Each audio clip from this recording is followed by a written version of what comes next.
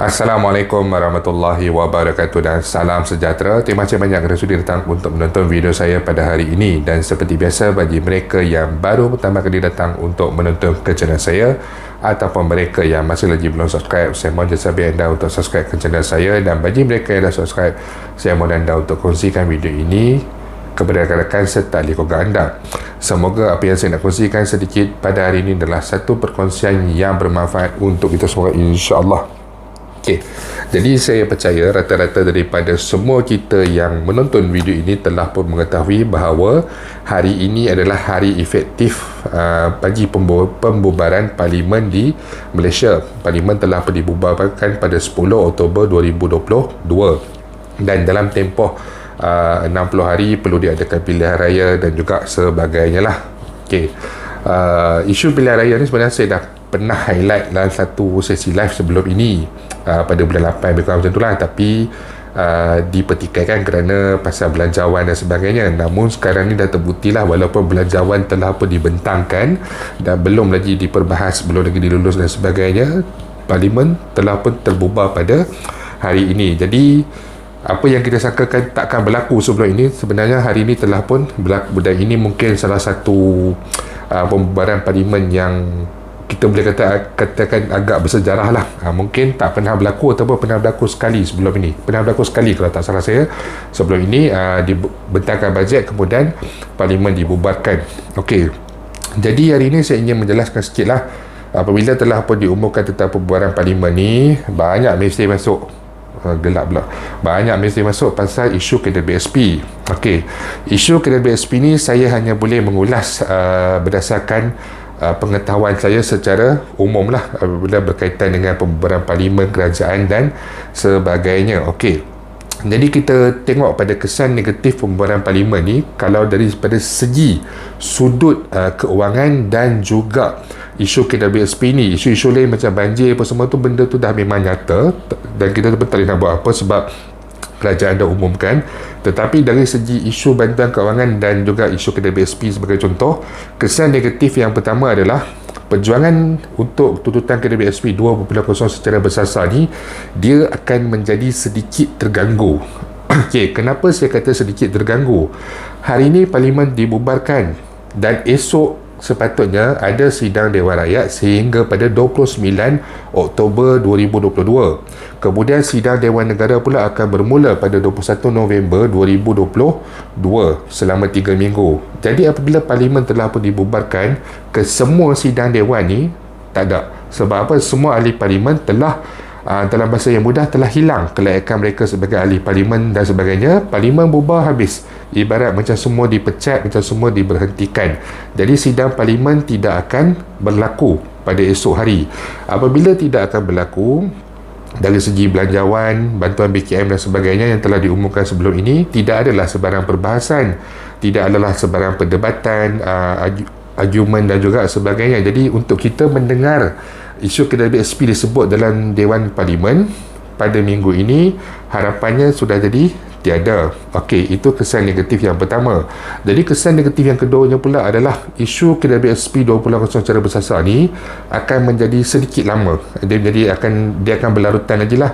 Dan kebarangkalian perkara ini boleh direalisasikan adalah selepas kerajaan yang baru yang terbentuk. Selepas kerajaan baru terbentuk dan sebagainya, pada waktu itu barulah orang kata kita boleh bergerak semula dengan lebih giat. Sekarang ni boleh bergerak lagi, tetapi dia punya kurang aktif sikit lah sebenarnya, tapi kita masih lagi boleh bergerak. Cumanya selepas kerajaan baru terbentuk, barulah boleh bergerak giat semula, sebab kita dah tahu kepada siapa kita nak pergi. Sekarang ni apabila Parlimen dah dibubarkan, semua ahli Parlimen yang ada, dia bukan dah menjawat jawatan ahli Parlimen. Jadi kalau kita jumpa dia pun tak boleh nak suarakan perkara ini ke mana-mana. Dia hanya boleh bercakap dalam media sosial ataupun dalam parti mereka masing-masing dan terpaksa tunggu sehingga pada kerajaan baru terbentuk dan sebagainya.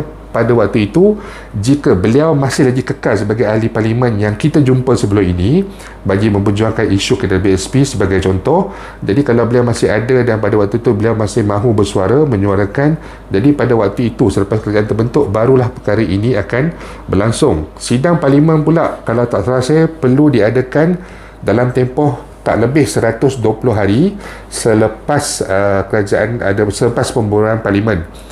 Tempoh pilihan raya 60 hari daripada hari ini. Selepas 60 hari itu, kerajaan baru akan terbentuk, dan dalam tempoh baki 60 hari itu pula, 60 hari ke depan itu pula adalah perlu dijalankan sidang Parlimen yang pertama. Jadi pada waktu itu kemungkinan besar, kalau kerajaan yang sekarang ini masih sedia ada, menteri-menteri yang sekarang ini masih lagi orang yang sama dan sebagainya, kemungkinan besar bajet itu akan diteruskan. Tetapi kalau kata barisan yang lain pula yang naik, kepimpinan yang lain pula naik, ataupun pakatan parti politik yang lain pula yang naik, kemungkinan besar bajet itu mungkin tidak akan disambung. Jadi bajet sekarang ni menjadi tidak pasti 50-50 sebab dia belum diluluskan, dia tak dibahaskan lagi di Dewan Rakyat, tak diluluskan lagi di Dewan Rakyat, dan juga belum dibahaskan lagi di Dewan Negara kerana Parlimen sudah pun terbubar. Ini kesan-kesan negatif kepada bantuan kewangan. Sebab bantuan kewangan ni dia bagi untuk keluarga yang isi rumah yang ada anak 5 orang atau lebih, berpendapatan 2,500 ke bawah, dia bagi 2,500 secara one off payment. Ramai yang macam rasa lega. Kemudian untuk M40, dia ada inisiatif e-Pemula, e-Dompet RM100 yang kita boleh redeem melalui mungkin aplikasi Tajenggo dan sebagainya. Benda tu pun jadi tak pasti, kita tak tahu apa kerajaan baru akan buat. Adakah dia akan mengikuti lagi bajet sedia ada jika majoriti kerajaan itu adalah daripada Barisan Nasional dan muka-muka yang sama juga, Tengku Zafrul ke Datuk Seri Ismail dan sebagainya, kemungkinan besar perkara tersebut akan disambung. Tetapi jika ada isu-isu dalaman, orang lain pula naik jadi PM, orang lain pula naik jadi Kementerian Kewangan dan sebagainya, sudah tentulah dia nak ada satu, orang kata, inisiatif baru yang menggunakan atas nama dia. Macam kita tahu, setiap kali tukar kerajaan, BRIM pada asalnya telah pun ditukar nama. BRIM, lepas tu BSH, Bantuan Sara Hidup, kemudian BPR, lepas tu BKM. Lepas ni kalau Datuk Seri Ismail Sabri dah tak menjadi Perdana Menteri sebagai contoh, sudah tentulah Perdana Menteri yang baru dia nak benda ni dia akan bagi.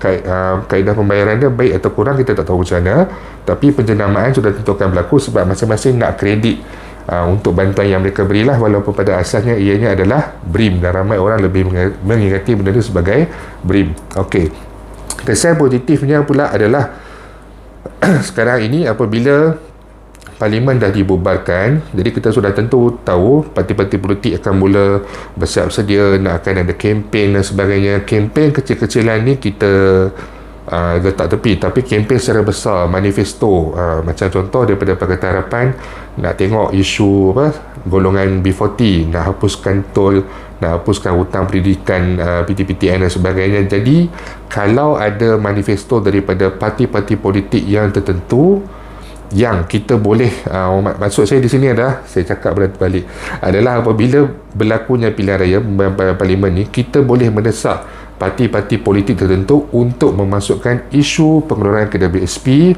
isu jumlah bantuan bayaran bagi BKM, dan juga isu subsidi serta perkara-perkara yang lain kepada parti-parti politik ini.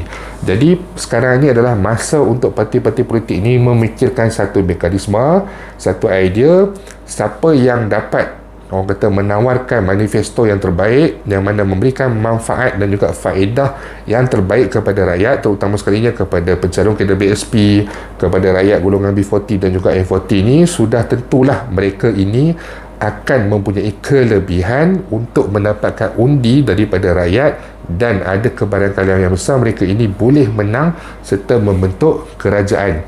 Ini satu sudut yang positif apabila Parlimen dibubarkan, walaupun kita terpaksa menderita untuk satu tempoh 2 bulan, 3 bulan dan sebagainya sehingga kerajaan baru terbentuk, tetapi kita sekarang ni boleh mendesak. Lepas ni kalau kata kita bersuara, PJR pergi jumpa ahli-ahli politik, ahli-ahli Parlimen ni, ahli Parlimen tu, untuk bagi tahu mereka, tolong masukkan dalam manifesto parti anda untuk perjuangkan isu-isu seperti kedai BSP dan sebagainya ni. InsyaAllah kali ini mereka akan lebih mendengar. Kalau sebelum ni kita sampai terpaksa buat kempen bendera putih lah, hantar surat kepada pejabat Perdana Menteri 4-5 kali, hantar surat kepada Kementerian Kewangan 4-5 kali, tidak ada sebarang respon. Jadi hari ini apabila Parlimen dah dibubarkan, masing-masing ahli Parlimen, parti politik dan sebagainya, dia orang dah mula dah dia orang nak cari balik kita, dia orang nak cari balik rakyat. Dan pada waktu inilah kelebihan kepada kita sendiri melalui PGR untuk fight isu KWSP 2.0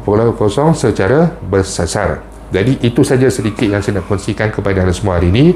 InsyaAllah jika ada sebarang perkembangan baru, saya akan berkongsikan kepada anda semua kelak. Bagi mereka yang mempunyai sebarang persoalan, sebarang masalah ataupun sebarang komen, anda boleh utarakan di ruangan YouTube ataupun di ruangan Facebook saya, Firdaus Selamat Channel. TikTok pun ada Firdaus Selamat 85. InsyaAllah kita akan jumpa lagi. Jangan lupa untuk share, jangan lupa untuk subscribe. Assalamualaikum warahmatullahi wabarakatuh.